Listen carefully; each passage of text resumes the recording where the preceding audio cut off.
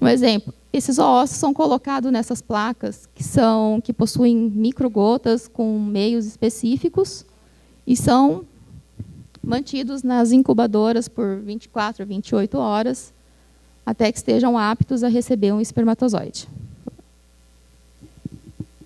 E aqui é um exemplo de um óvulo após a maturação in vitro.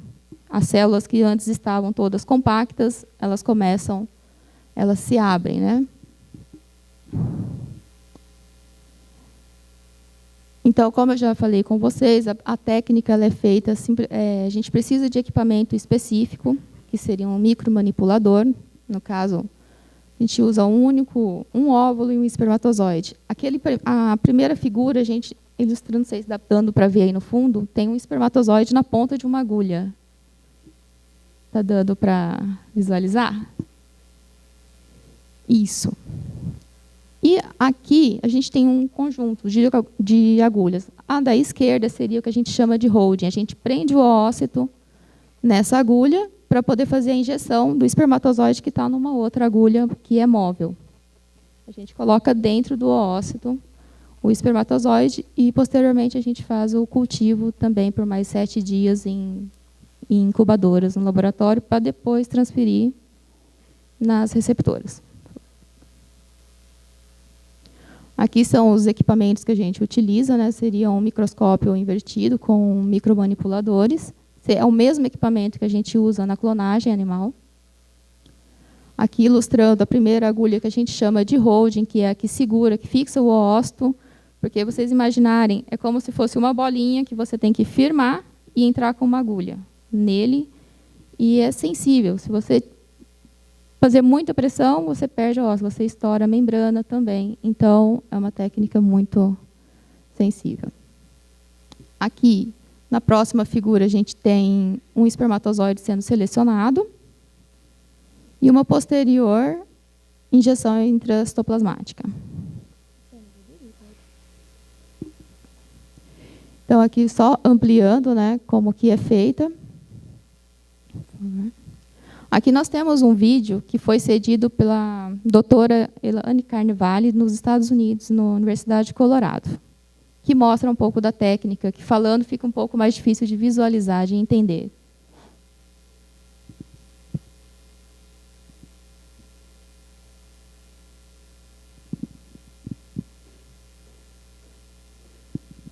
Para quem olha, parece ser uma coisa muito simples, e eu vou falar a verdade, eu já tentei fazer, não é fácil. Você trabalhar parece um videogame, mas é muito mais complicado que isso. Ficar segurando, girar, você tem a posição correta para trabalhar. Então, por isso é uma técnica que a gente usa realmente para doadoras que têm problemas de fertilidade, que já não respondem mais até. Nós temos um custo muito elevado para isso, né?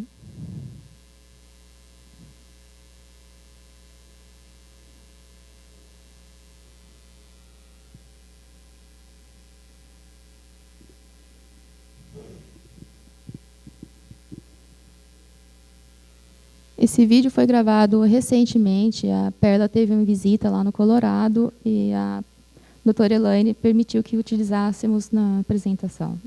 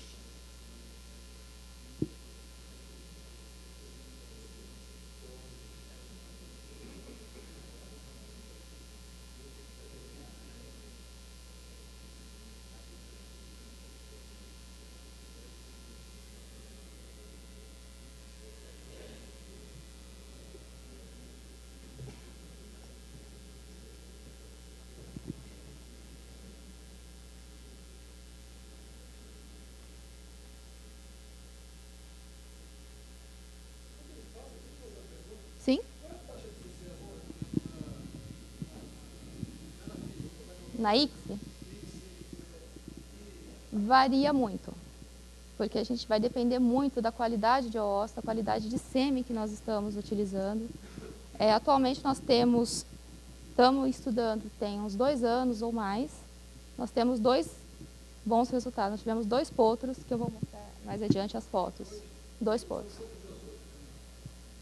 Doadoras? Foram bastante, Thiago. Tem um número?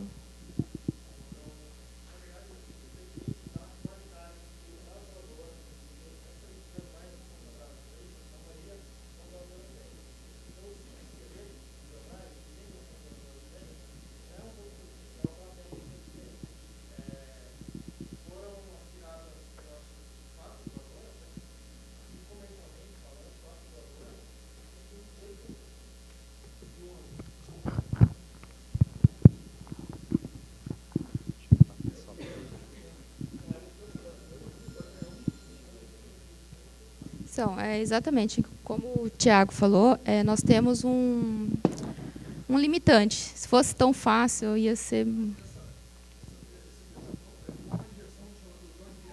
do OS, que é a ICSI.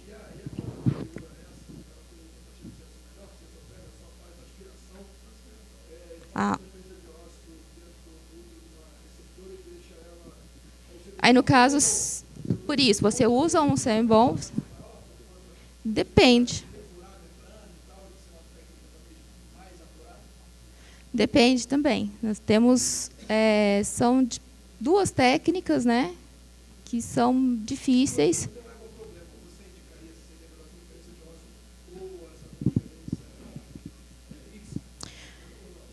Eu indicaria uma ICSI, que talvez o seu sucesso seria que você tenha certeza que você vai fazer uma injeção do espermatozoide. Você vai conseguir colocar o espermatozoide no ósseo.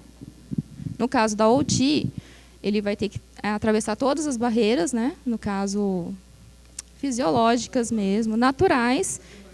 Isso, exatamente. De repente, o ósseo que você colocou, ele também não está em uma boa qualidade na receptora, e talvez esse percurso pode vir e atrapalhar. Eu acredito que a ICSI, nesse caso, teria um maior sucesso se você já tem uma doadora com um histórico ruim.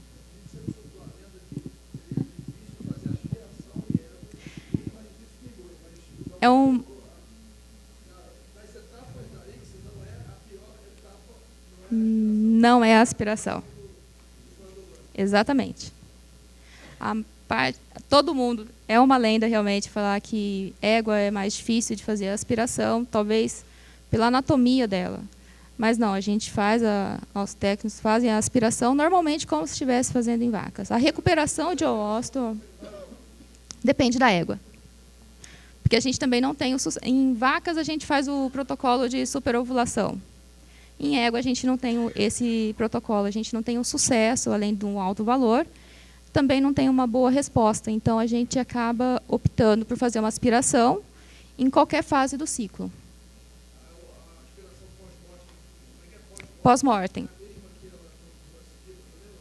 Não, aí, no caso, a gente pega e leva para o laboratório e é feito um manual com seringa e agulhas. Tá? E o restante... Vamos lá.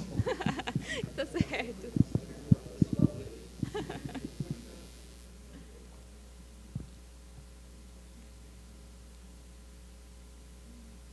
Esse vídeo é apenas para ilustrar como que é feita, literalmente, uma injeção de espermatozoide. A gente tem um óvulo, né, no caso. E ele, normalmente, quem está fazendo a técnica está avaliando ele constantemente, girando para ver se ele está apto a receber. Então, a gente procura para ver se os sinais de maturação. Olhando o vídeo parece que é bem rápido, mas é bem mais demorado. O holding, que segura, né, para posicionar o oócito. E com a própria agulha, a técnica começa a girar o óvulo para poder chegar na posição certa para ela fazer a injeção de espermatozoide. Ela está girando, né, para procurar a posição adequada. E aí nós utilizamos, nesse caso, a agulha dela não tem bisel, porque a gente usa uma outra técnica que usa um equipamento, né, que é por vibração, para não romper muito a membrana, não ter uma lise muito grande.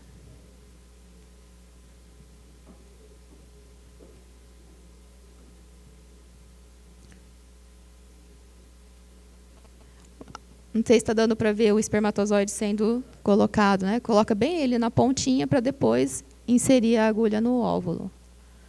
Se coloca no citoplasma, né, no núcleo, e dá uma aspirada para ter a certeza de que ele foi para dentro mesmo. Então, voltou um pouquinho de citoplasma, quer dizer que o espermatozoide realmente ficou lá dentro. E após essa etapa, a gente coloca novamente em placas com meios específicos para fazer o cultivo in vitro por mais uns 7 dias. Aí ela está mostrando como que ela faz a seleção, né, do espermatozoide, como que ela pega. E tem que ser realmente, tem que pegar pela cauda para poder fazer a técnica.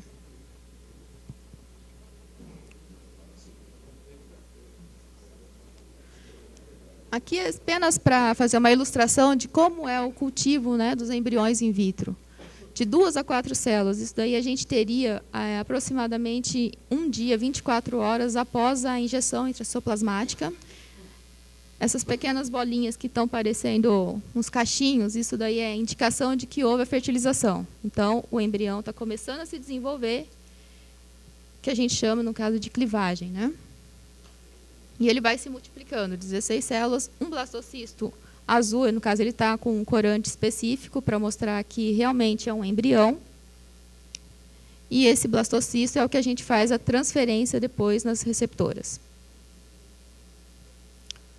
Apenas ilustração também de um embrião e de como é feito a transferência, né, E é feito depois um diagnóstico de gestação com até 15 dias.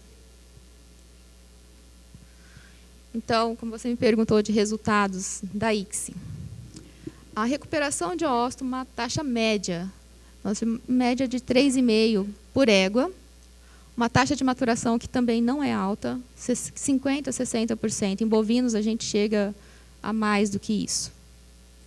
Uma taxa de clivagem baixa também, de 30%. E, uma vez clivado, tem um embrião bonito, o sucesso ele é mais garantido, 55%, 60 dias. Isso foi uma média feita anual. O 3,5 por égua ano. Isso. Foram várias sessões de aspiração experimental, inclusive. Então, nós temos as vantagens, então, da ICSI em equinos. Nós temos, como a gente está falando, sempre éguas problema. Então, a gente tem a chance de tirar potros dessas éguas que talvez naturalmente não conseguiríamos. Um uso de sêmen de baixa qualidade, principalmente porque você usa muito pouco espermatozoide, um espermatozoide. Obtenção, como eu falei, a aspiração, você não tem um período específico para fazer. Você pode fazer em qualquer época, que depois a gente tenta fazer essa maturação in vitro, né? Com sêmen congelado também de baixa qualidade. Por favor. Essa foi a primeira ICSI, potra, né, de ICSI aqui no Brasil, realizada aqui no Brasil. Foi nascida o ano passado.